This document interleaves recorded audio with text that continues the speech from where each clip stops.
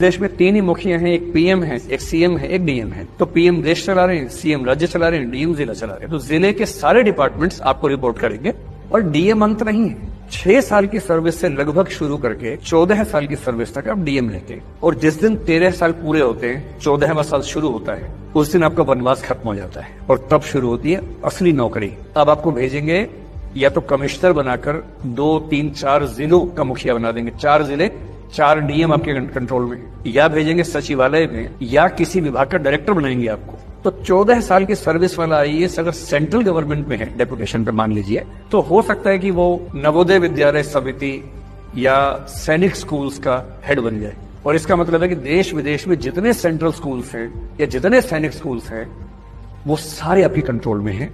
हजारों स्कूल के मुखिया बन गए। जिस दिन 17 साल की सर्विस हो जाती है, फिर आप बनते हैं ज्वाइंट सेक्रेटरी। भारत सरकार के मिनिस्ट्री ऑफ फाइनेंस में एक व्यक्ति होता है ज्वाइंट सेक्रेटरी बैंकिंग। इसका इफेक्टिव मतलब यह है कि देश के सारे बैंक उसके कंट्रोल में आते हैं और अगले 5-7 साल आपको यही करना है। फिर आप बनेंगे एडिशनल सेक्रेटरी, फिर बनेंगे सेक्रेटरी। और सेक्रेटरी होने का मतलब क्या होता है कि होम सेक्रेटरी मान लीजिए देश में है। इसका मतलब है कि पूरे देश में आतंकवाद ना हो, उग्रवाद ना हो, पूरे देश में शांति व्यवस्था बनी रहे, वो सब आपके कंट्रोल में है। और उस लेवल पे आप लगभग रोज अपने मंत्री से, अगर होम सेक्रेटरी तो होम मिनिस्टर से, फाइनेंस सेक्रेटरी तो फाइनेंस मिनिस्टर से, और यदि पीएमओ में है तो प्राइम मिनिस्टर से। इस देश का सबसे बड़ा पद कहलाता है कैबिनेट सेक्रेटरी। और कैबिनेट सेक्रेटरी का बेसिक मतलब है जो व्यक्ति प्राइम मिनिस्टर और कैबिनेट मंत्रियों के साथ सारे काम मैनेज करता है। मोटे तौर पर दिन में 10 से 20 बार प्राइम मिनिस्टर से बात करता है। प्राइम मिनिस्टर जो काम चाह रहे हैं वो जिसके माध्यम से सारे होते हैं, वो होता है कैबिनेट सेक्रेटरी।